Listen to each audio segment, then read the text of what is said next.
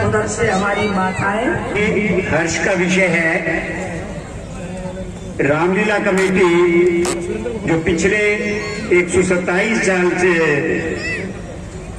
हिसार में रामलीला का मंचन कर रही है तथा 124वां मंचन ये हो रहा है।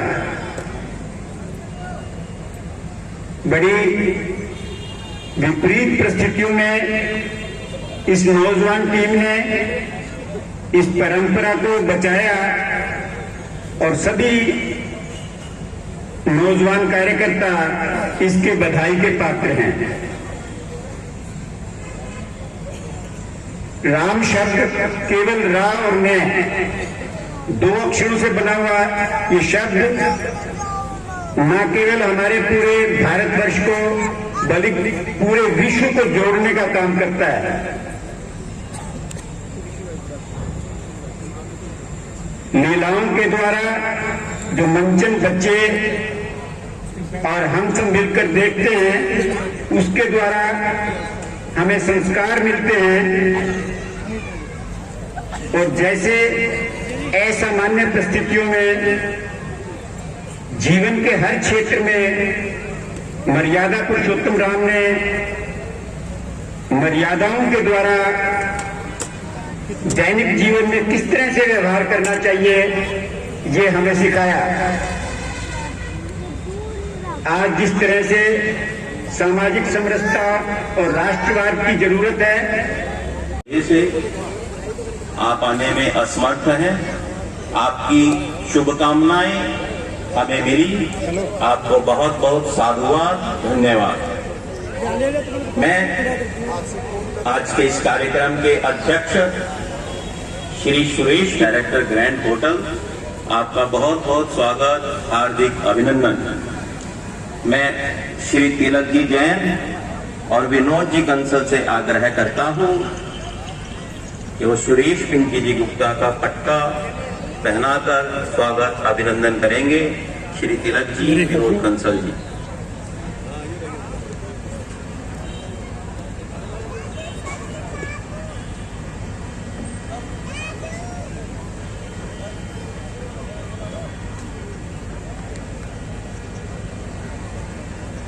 हमारे यहाँ पर अतिथि सम्मान में शील्ड मोमेंटो देने का भी प्रचलन है, लेकिन हम सब जानते हैं ग्लोबल वार्मिंग चल रही है, मौसम परिवर्तन होते जा रहा है। पर्यावरण शुद्धता के ऊपर मेरा आपसे आग्रह, आप यही रहेंगे, पर्यावरण शुद्धता के ऊपर सबका जोर है। का पौधा तुलसी जी भेंट स्वरूप अपने अतिथियों के लिए चयन किया। इसके लिए श्री रामलीला कमेटी कटला के सभी दायित्वधारियों को हृदय से साधुवाद। अब मैं वीरेंद्र लाहौरिया जी, आनंद प्रकाश गुप्ता जी से विनम्र आग्रह करता हूं कि आप तुलसी जी का पौधा भेंट कर हमारे कार्यक्रम अध्यक्ष का स्वागत अभिनंदन करें।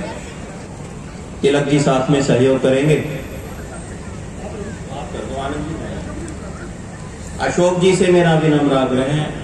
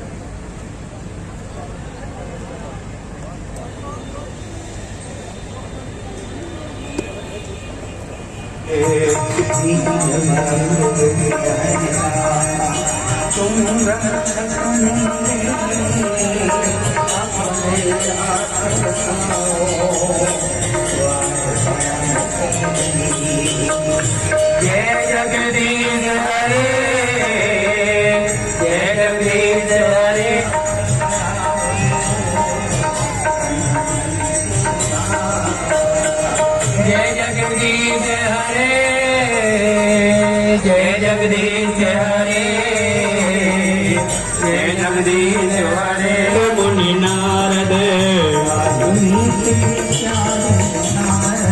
वाल्मीक विज्ञान विशारद सुख जनकाग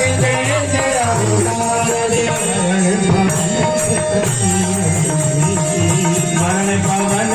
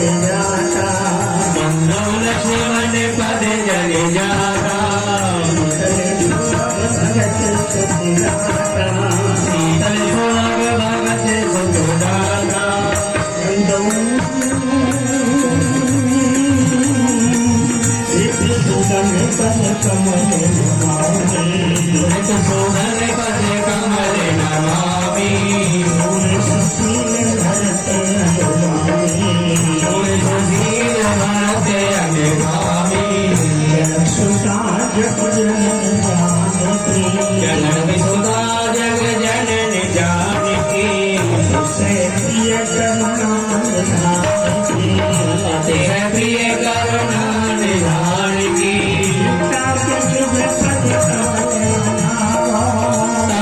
जुग करे कमल नगारो राज प्रकार निर्मल मत गाओ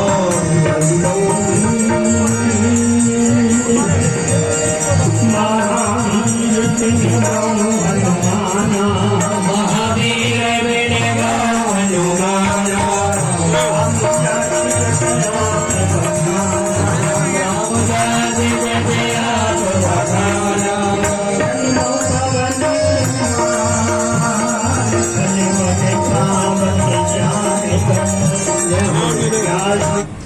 प्रत्यातिहं प्रणतपाल भवाविभूतं वन्दे महापुरुषुते चरणारविन्दम्।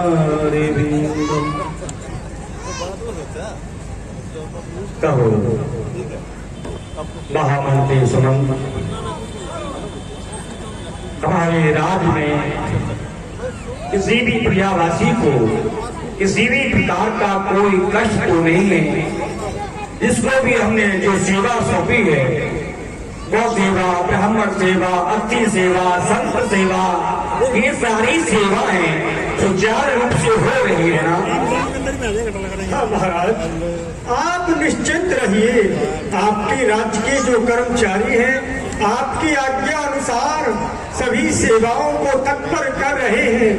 किसी भी सेवा में किसी प्रकार की कोई असुविधा नहीं है। साधु ब्राह्मणों की सेवा हो रही है। सभी विद्युत ब्राह्मण यज्ञ हवन करके देवताओं को प्रसन्न कर रहे हैं। किसी प्रजावासी को किसी प्रकार का कोई कष्ट नहीं है। सुखी है प्रजा आपकी, नहीं कोई फरफंद है। हम जिधर देखते हैं उधर आनंद ही आनंद है।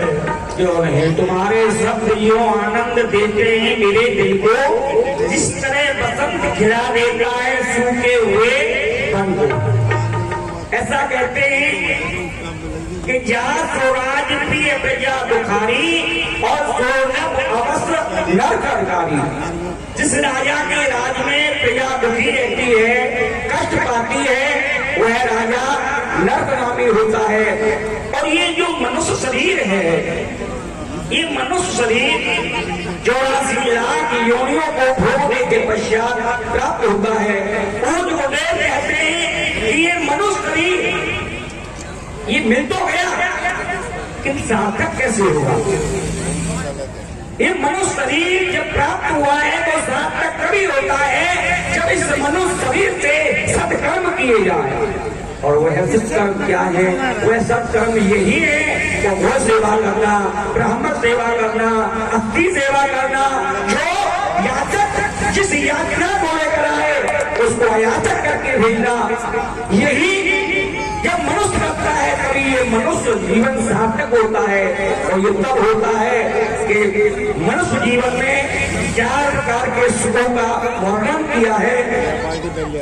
वह 4 प्रकार के सुख कौन कौन से हैं? कौन कौन से हैं महाराज? पहला सुख रोगी काया। यदि हमारा ये शरीर योगी है, इसमें कोई रोग नहीं है, तो ये पहला सुख है। क्योंकि यदि ये शरीर रोगी रहेगा तो कोई कार्य नहीं कर सकता, न भजन कर सकता है, न अपनी सेवा कर सकता है, न गौ सेवा कर सकता है। जो रोगी है रोग नहीं रहेगा। तो इसलिए पहला सुख बतलाया है कि निरोगी काया। और दूजा सुख घर में हो माया। दूसरा सुख है घर में माया, अर्थात धन लक्ष्मी का निवास होना। यदि धन है तो धन से ही हम धर्म कर सकते हैं। माया हमारे पास में इतनी संपत्ति है कि अपने परिवार का पालन करें, कोई अतिथि हमारे घरे पे आए उसका स्वागत सत्कार करें, इतना आवश्यक है। इतनी माया होनी चाहिए, इतना धन होना चाहिए जिससे कि हम धर्म के कार्य कर सकें। ये दूसरा सुख है। और तीसरा सुख है स्वयं नारी। स्त्री धर्म पत्नी मन के अनुकूल चलने वाली पतिव्रता, यदि वह मन के अनुकूल चलने वाली है, पतिव्रता है, तो ये 30 लाख सुख है। और यदि स्त्री ही मन के अनुकूल नहीं है, प्रतिकूल है, कह प्रिय है, क्लेश करने वाली है, तो चाहे तुम्हारे पास सारे सुख है, संपत्ति है, किंतु पत्नी ही मन के अनुकूल चलने वाली नहीं है, वह कह क्लेश करने वाली है, तो सारे सुख रहते हैं। लाइव टेलीकास्ट है ना, इस नंबर पे फिर वो करते हैं। ये 30 लाख सुख है।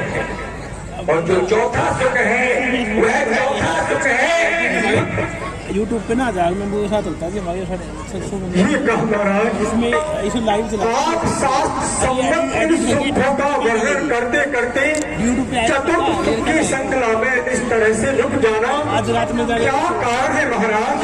हाँ बताइए। आप इनकी व्याख्या करते करते क्यों रुक गए, क्या बात है महाराज? आप है ना यूट्यूब पे भी दिखा एक बार धूमत मन माही इसको कौन लगे भई गिलान मोर सुखला।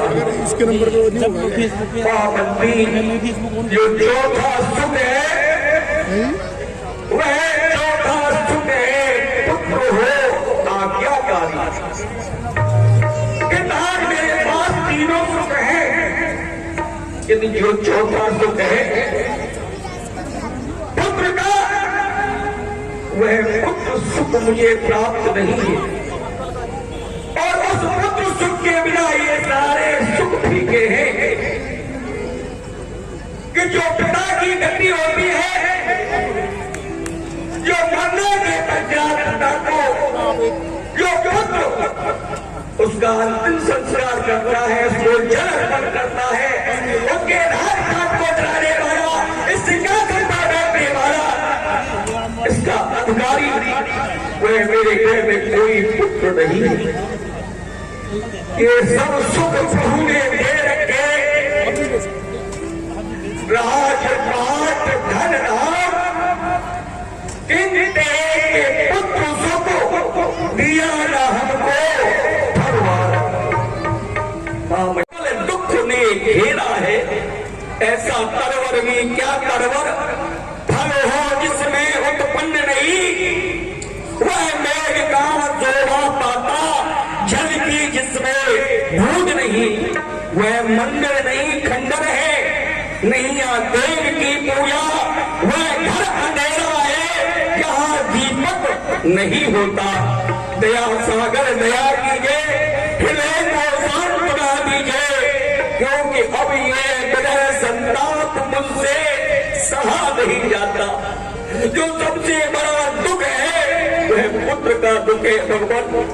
इसलिए मैं ये नहीं चाहता कि मेरे अनेकों पुत्र हो, मुझे ज्यादा की इच्छा नहीं, ज्यादा नहीं, बस एक ही हो, जिससे रघुवंश बढ़े अपना, पितरों को तर पर पहुंचे और आगे को नाम चले अपना।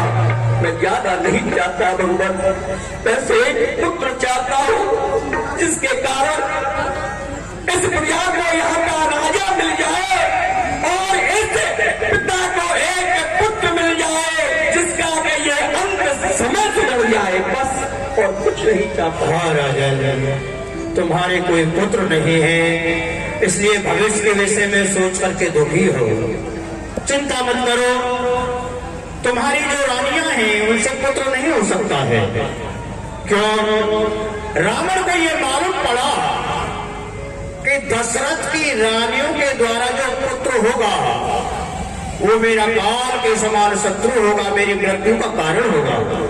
इसलिए रावण ने पुनः तप करके ब्रह्मा से की तपस्या करके ये वरदान मांग लिया ब्रह्मा से कि दशरथ की पत्नी के द्वारा कोई पुत्र ही ना हो। लेकिन बस आप हमारे समीप में आए हो तो आप अपने हृदय में किसी प्रकार की चिंता नहीं करें महाराज दशरथ। अरे तुम तो एक पुत्र के लिए कहते हो, लेकिन ये गुरु का आशीर्वाद है।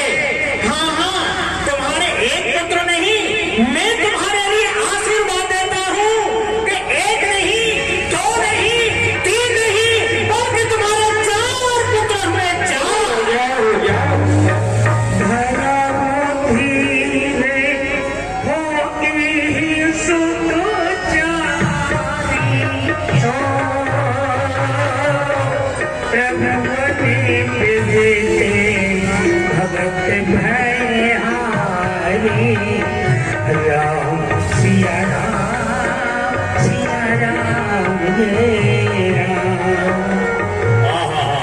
लेकिन वो जो पुत्र होंगे वो भी कोई सामान्य नहीं होंगे। तीनों लोकों में सूर्य के समान अपना प्रकाश फैलाने वाले, अपना यश फैलाने वाले, भक्तों को सुख देने वाले और दुष्टों का विनाश करने वाले, ऐसे 4 पुत्र होंगे राजन, 4। किंतु भगवान आपने कहा कि तुम्हारे अंश से नहीं होंगे, रानियों के गर्भ से नहीं होंगे, तो फिर ये 4 पुत्रों की प्राप्ति किस प्रकार होगी भगवान? हाँ, जो भी कार्य असंभव हो वो संभव होता है यज्ञ के द्वारा। और यज्ञ क्या है? धर्म का स्वरूप है, प्रत्यक्ष धर्म का स्वरूप है। जब वर्षा नहीं पड़ती है तब भी वर्षा के लिए यज्ञ किया जाता है। वर्षा में दो वृक्ष पड़े तो वर्षा यज्ञ रचाते हैं। राज्य के सारे संकटों को यज्ञों द्वारा बरसाते हैं। कितना भी कष्ट राज्य पर हो मिटता है यज्ञ कराने से। अरे होता है पुत्री पुत्रवान पुत्रेष्ठ यज्ञ कराने से। पुत्रेष्ठ यज्ञ किया जाएगा और उनके आचार में जो श्रृंगी ऋषि हैं उनके लिए नियुक्त करता हूँ। अभी आप किसी सेवक को महाराज श्रृंगी ऋषि जी के पास में भेजे और उनसे कहना भेजे कि वशिष्ठ मुनि ने आपको बुलाया है और हम मनोरमा जो घाट है सरयू के तट पर, वहां पर हम यज्ञ की तैयारी कराते हैं। पुत्रेष्ठ यज्ञ के द्वारा आपको पुत्रों की प्राप्ति होगी राजन। जय हो। महामंत्री सुमन, इसी चतुर सेवक को पाटल देश ओमपात महाराज के यहाँ सिंह ऋषि जी जो सभी के पुत्र हैं वो वहाँ विराजमान है। सर्वप्रथम उनके चरणों में प्रणाम कहना और उनसे कहना कि पूज गुरुदेव ने आपको याद किया है। क्या महाराज, मैं स्वयं ही जाता हूँ इस कार्य के लिए। जाओ। पधारिए राजन, आओ। वशिष्ठ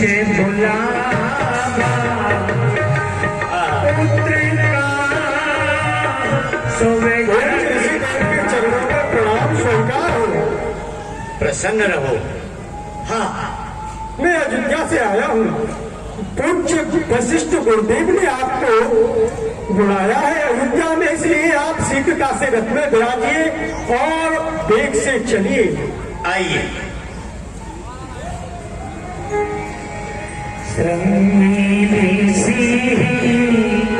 वशिष्ठ पुत्र काम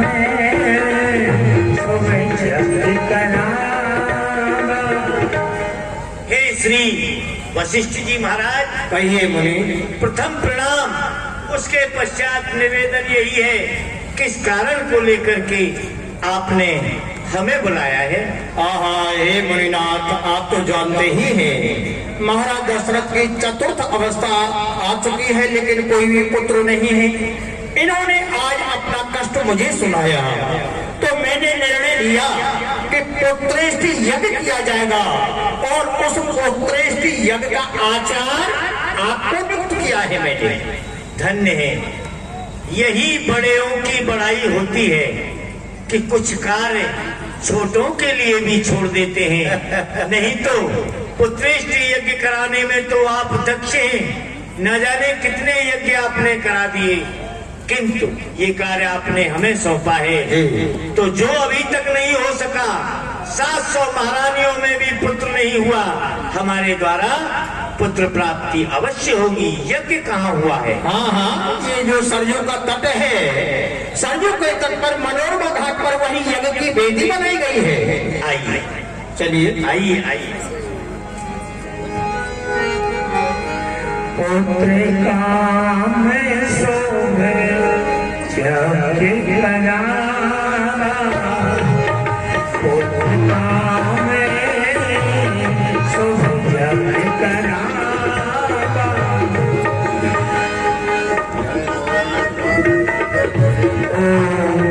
मंगलम भगवान विष्णु मंगलम गणपति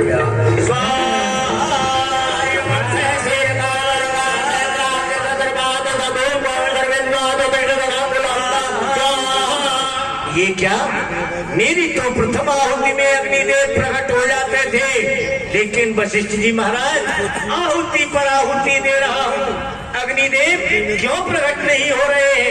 मुनिनाथ, एक त्रुटि हो रही है आपसे। वह क्या? वह यह है कि महाराज जो दशरथ हैं, इनके कुल गुरु हैं श्री रंगनाथ जी महाराज। तो रंगनाथ जी के नाम से आप आहुति दें, वो प्रसन्न हो जाएंगे, तो अग्निदेव प्रसन्न होंगे। जय हो, धन्य ओम रंगनाथाय नमः स्वाहा। भगत सहित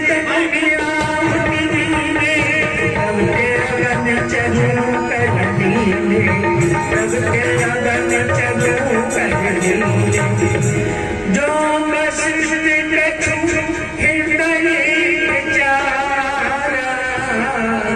सकल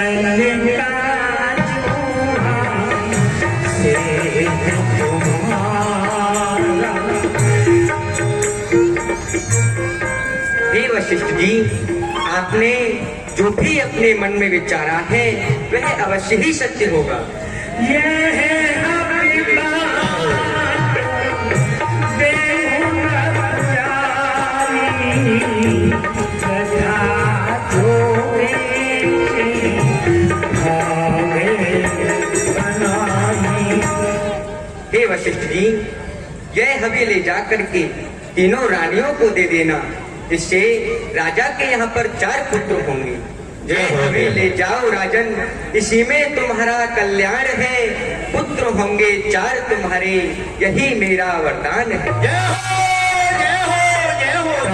अग्रस भय पावक सकल सवै समधाय, परमानंद मगन हर्ष हृदय समता। धन्य है राजन। ये देखिए, अग्निदेव ने प्रत्यक्ष रूप में आपके लिए हवि प्रदान किए, ये खीर दी है। तो एक कार्य करना, आप प्रसन्न होकर के महलों में जाएं और इसका आधा भाग करना हवि का, आधा देना कौशल्या जी के लिए, शेष बचा आधा उनके भी 2 भाग करना। एक भाग देना कैकेयी के लिए और एक देना सुमित्रा जी के लिए। इस प्रकार से आप ये हवि अपनी रानियों को प्रदान करें और हर्षित होकर के अपने महलों के लिए प्रदान करें। और हाँ, तो मुनिनाथ यही रहेंगे और अब तो बधाई लेकर के ही जाएंगे। यही हम कहना चाहते थे, हमारे आश्रम पर ही चलो।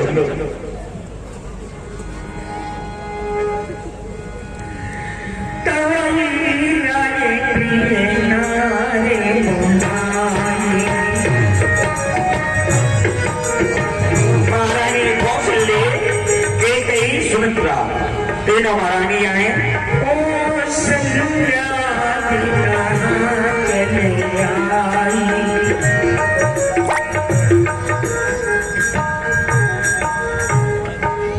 आई, हे स्वामी, किस लिए याद किया है? महारानी, जो आज हम प्रसन्न देख रहे हैं उसका कारण नहीं पूछोगी। अरे आज हम बड़े ही प्रसन्न हैं। जिस कष्ट से हम दुखी थे, आज उस कष्ट का निवारण हो गया है। देखो हम क्या लेकर आए हैं, यही है।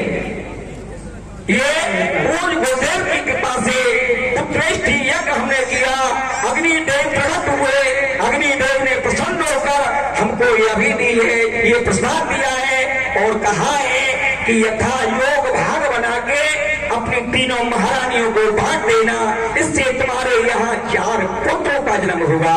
तो लो महारानी कौशल्य, ये आधा भाग इसमें से तुम ले लेना और आधे भाग में से आधा आधा करके कैकेयी और सुमित्रा को दे देना। ये भगवान ने चाहा 4 पुत्र।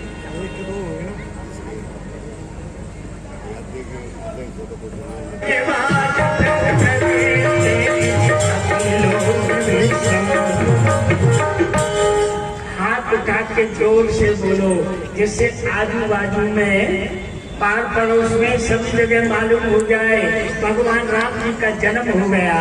प्रेम से बोलो भगवान श्री रामचंद्र की जयकार में बड़ी कंजूसी है। जोर से बोलो भगवान श्री रामचंद्र की। और जिन्हें याद नहीं हो तो तालियों की सेवा करें। गाइए। अरे भाई प्रगट कृपाला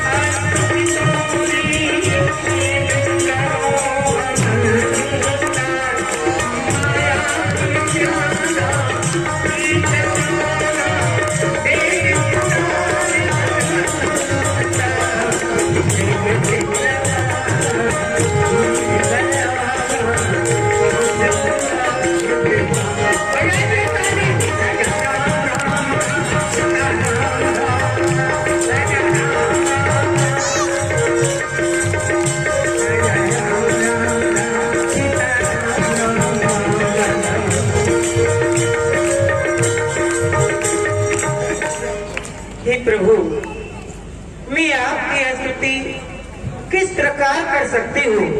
आपका ध्यान ऋषि मुनि देवता सभी धरते हैं भगवान, फिर भी आप उनके ध्यान में नहीं आते हैं, ऐसा वेद और शास्त्र कहते हैं प्रभु। जय हो प्रज्ञान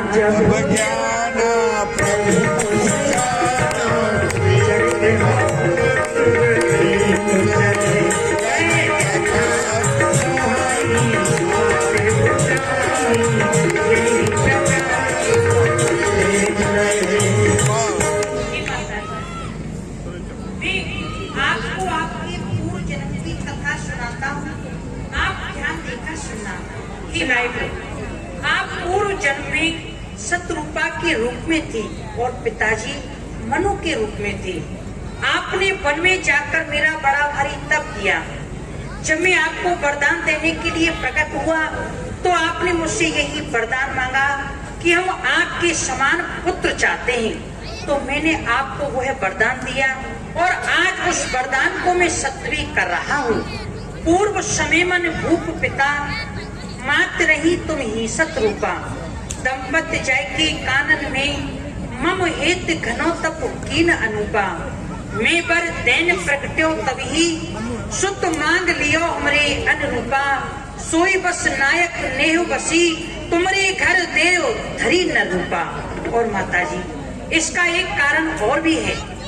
बढ़ चुका है पाप का घट, पापियों के पाप से अब उनका विनाश होगा मेरे इस अवतार से। भक्त वत्सल भक्तों ने रखा मेरा नाम है, भक्तों का दुख दूर करना यही मेरा काम है। जय माता प्रभु बोली सोमत डोली हे भगवान, मेरी आपसे हाथ जोड़ के प्रार्थना है कि आप अपने स्वरूप को छोड़ करके बाल स्वरूप धारण करिए प्रभु, क्योंकि आपके स्वरूप को देख करके मुझे डर लग रहा है। ये प्रवासी जब सुनेंगे कि महारानी कौशल्या के यहाँ पुत्र हुआ, वह भी 4 होने वाला, तो प्रभु आपके स्वरूप को देख करके ये प्रवासी लोग डर जाएंगे भगवान। इसलिए आप बाल स्वरूप धारण करिए और अपनी लीला करिए प्रभु। जो आज्ञा माँ। सोने बचन सुनाना रोदन खाना आनंद सुने भूपा, चरित जलावई हरि पद पावई तेना पाई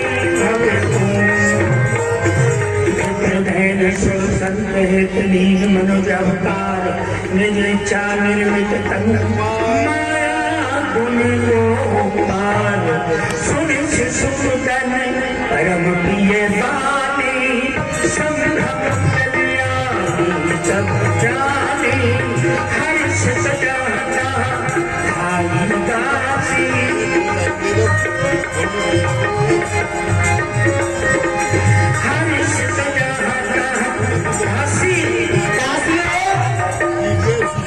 दासियों, अरे कहाँ चली गई? दासियों, महाराज से जाकर के कह दो महलों में एक पुत्र का जन्म हुआ है। क्या एक पुत्र का जन्म हुआ है? अरे सखी जल्दी चल, महाराज के समीप चल रही है। और महारानी जो है हमारी बड़ी वाली कौशल्या महारानी, उनके यहाँ पर पुत्र का जन्म हुआ है। चलो महाराज को सुनाते हैं। राजा तो तुमने सुना, राजा तो तुमने सुना,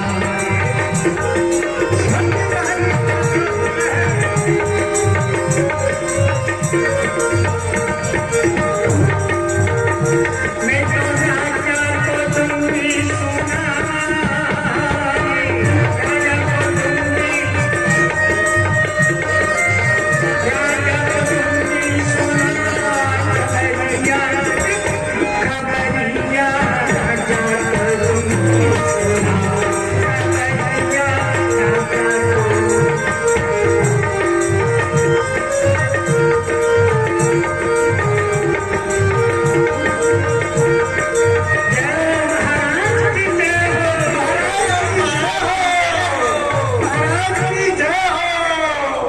जय हो महाराज की। महाराज की जय हो। दासियों, बड़े ही प्रसन्न दृष्टि गोचर हो रही हो, बड़ी प्रसन्न हो। अरे क्या समाचार लेकर आई हो? कहो कहो, कुछ कहना चाहती हो? हाँ महाराज, कहना चाहती है। दरबार में आ गई हो तुम? बड़ी ही प्रसन्नता का समाचार है, वही सुनाने के लिए हम आपके समीप आई हैं। अरे तो ऐसा समाचार है तो संकोच क्यों कर रही हो? प्रकट करो, क्या सुंदर समाचार लेकर आई हो? सुनाती हूँ महाराज। महाराज, जो हमारी बड़ी महारानी जो है ना, हाँ हाँ, बड़ी महारानी कौशल्या, कौशल्या जी, क्या हुआ? मैं बताऊंगी हैं? महाराज। जो बड़ी महारानी जी कौशल्या महारानी है ना, हाँ हाँ, ये उन्होंने हाँ हाँ, बोलो। उन्होंने उन्होंने महाराज बहन, मुझे तो बड़ी जोर से शर्म लग रही है। शर्म लगेगी?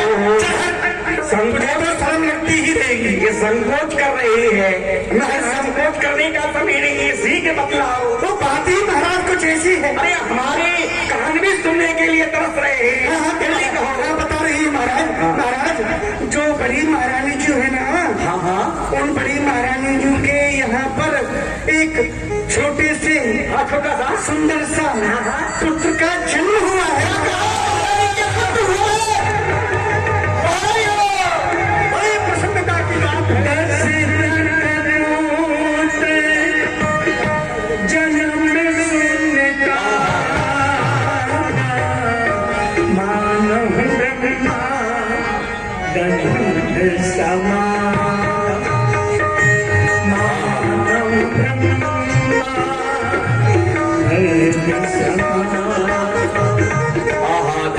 धन्य है दासियों, तुम्हारे इन वाक्यों ने जो मुझे प्रसन्नता दी है, ब्रह्मानंद के समान आज वह सुख मुझको मिल गया है जो तुमने कहा कि मेरे यहाँ है प्रथम पुत्र का जन्म हुआ है।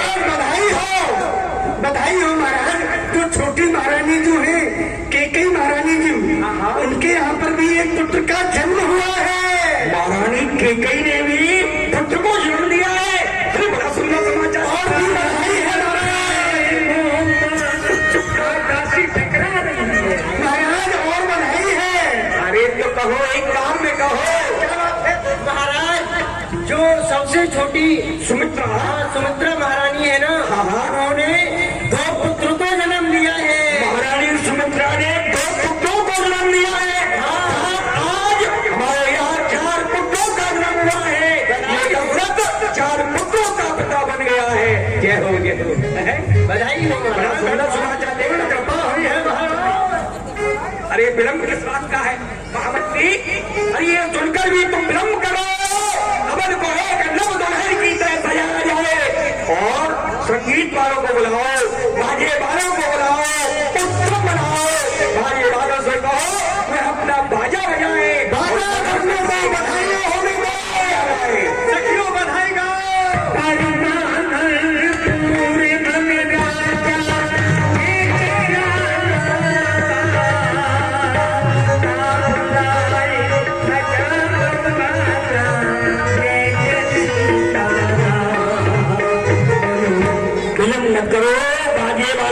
बुलाओ, उनसे कहो कि बाजा बजाएं, अपना अपना बाजा साथ लेकर आए और मदर सुन ले, बाजा को बजाए, गायन को गाए और जो भी उत्सव है धूमधाम से उत्सव को मनाया जाए। सभी आ रहे हैं, आप दरबार में पधारिए। चलो हम इस सुंदर समाचार को अपने कुल गुरुदेव को जाके सुनाएंगे। चलो। की जय है। श्री राम गुरु वशिष्ठता गयो हमारा, आए गुजरी से पे द्वारा, अनुपम बाल देखिल जाई, रूप राज कहे न सुराई। बोल गुरुदेव, आज आपके चरणों की कृपा से आज मेरे घर में 4 पुत्रों का जन्म हुआ है। आज सफल हो गया है वरदान, आज 4 पुत्रों की प्राप्ति हुई है आपकी कृपा से। आप चले बताएं और उनको आशीर्वाद दें। आप चलिए। हाँ चलो महलों। आइए आइए। अनुपम